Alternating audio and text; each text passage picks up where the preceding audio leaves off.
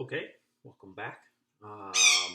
If you followed my video just a few minutes ago on the Batdorf wrapped rolls, then this is the follow-up to that, where I'm going to open a couple of Batdorf wrapped rolls that I just received from someone, one of my sources. Again, apologies for the bird in the background. He decides to have a mind of his own. So this is a Batdorf wrapped roll of a 1946 P, and I know everything is backwards in the camera and somewhat out of focus. Believe it or not, I have a new camera ordered that's supposed to arrive tomorrow, but I didn't want to wait or couldn't wait to open these rolls because these are very, very interesting rolls. I have a 1946 P roll that is here, and you can see that in the writing on it is actually in fountain pen. And that's what I find so interesting about this, that it is actually in fountain pen. So that tells me that this is a very old roll. And one of those things that I look for when it comes to authenticity of rolls is obviously what the writing is on it and how it was written on there and stuff like that. As the camera goes in and out of focus, you get a chance to see it. I'm frustrated with this camera. It's just a webcam and actually not very good for what I'm doing. So I actually ordered a camera that actually has zoom capability and is designed more for this kind of a setup. So hopefully you can bear with me while I do this. But let's go ahead and open this roll. And opening a Batdorf wrapped roll is much different than opening a regular wrapped roll. A regular wrapped roll obviously usually looks like this on the end. You can squeeze the ends of it. It's relatively loose in areas and stuff like that. As I squeeze it, you can see how I can get it to elongate and get it to be an elliptical from that standpoint. Maybe if I adjust this here a little bit. There, let's try that.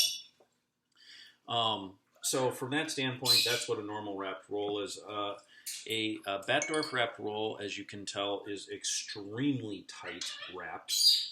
Coins are held in there and don't shake around, they don't move, and so getting into a Batdorf wrapped roll is significantly different than a regular roll.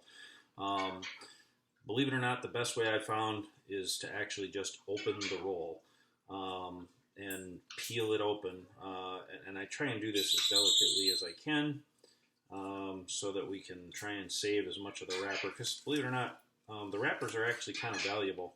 I know guys that keep these wrappers and make things out of them. So, interestingly enough, you'll notice that the amount of wrapping that it takes for me to actually get to the coins is a very, very small amount compared to a normal wrapper, which can be almost 7-8 inches long. And so Batdorf, when he designed his wrapping machine, designed it to use as little amount of paper as possible and hold the coins as tightly as possible. Since he's the one that holds the patent for the coin wrapping machine, he's the one that basically figured out how to do it the best. And that's why I hunt and look for Batdorf wrapped rolls. So as we get to the coins, you'll notice that one of the things that's I've always noticed about Batdorf wrapped rolls is the edges of the coin are not discolored like a lot of regular wrappers, which means a lot of the wrapping paper that's used for Batdorf wrapped rolls, and I'm not sure why this is, but for whatever the reason, it does not contain as much sulfur, which is what turns the coins that darker color. So I'm going to pull this loop off the end, and we're going to get to these coins. I'm going to see what they look like. So let's see what all we can come up with. Handling a Batdorf wrapped roll, and just so you're aware, I know I don't have the camera on you at the moment. Yes, that's my bird in the background. He likes the coins too, obviously. I always, over top of a roll like this that I know is going to be valuable, I always wear my mask. So hold on a second here, and I'll show you. So this is the mask, just a regular paper mask. Everybody knows the reason why masks should be worn nowadays. Obviously, the amount of liquid and moisture that comes out of your mouth ends up on the coins if you're talking over your coins. So by all means, always practice safe coin unwrapping. by using a mask. Mask up while doing your coins. So let's see what we got. And I'm going to do this in order to get these coins off of this roll. You'll notice I'm not wearing gloves, and that's because I can handle the coins better without gloves. I know there are a lot of people out there that have a thing about making sure you wear gloves when you unwrap your coins. So here we go.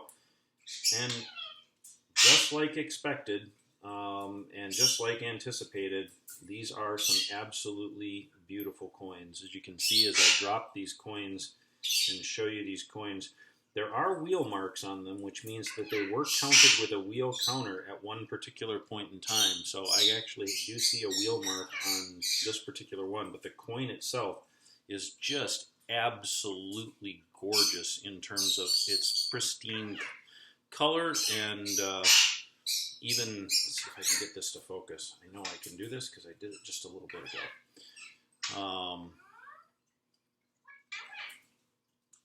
Come on, you can do it. Focus for me, please. Oh, God, I hate that one that does that. I apologize for that, but we're learning.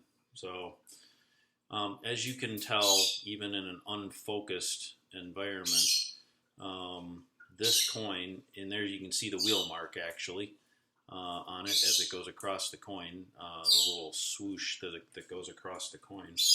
Come on, you can focus. There we go.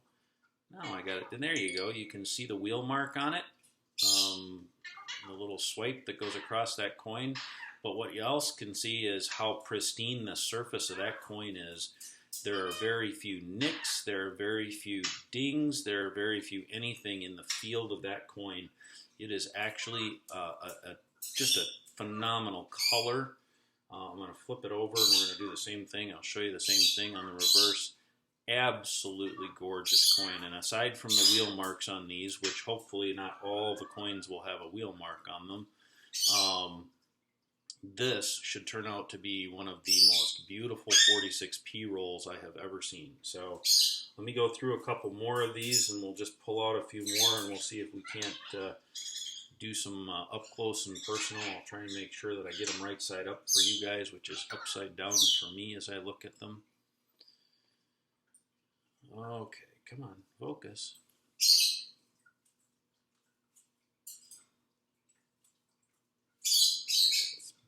Catching stuff in the background. So anyway, again,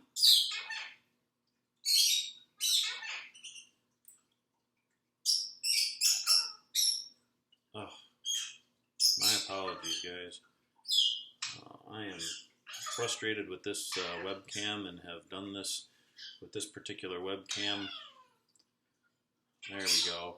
Back it out a little bit and I can get it. But there you go. There's your beautiful, pristine. It's got a few scuffs in the field in front of his face there that I can see on the camera.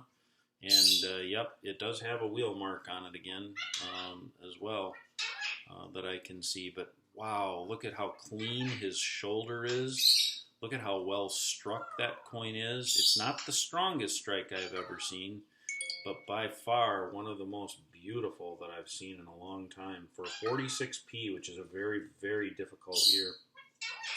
One right after the other.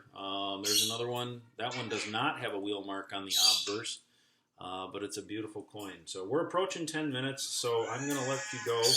I'll show you some of the reverses on these. Very well struck for 1946 Ps from that standpoint, and beautiful coins. So tune in another one when hopefully I'm going to unwrap the next one, which in the last video I didn't remember what it was, and I do remember now. It is a 1953 P roll, which is a very, very difficult year. So I'm going to decide whether or not I'm going to open this one on film or if I'm just going to open it and go from there. So thank you very much for watching, and we'll talk to you next time.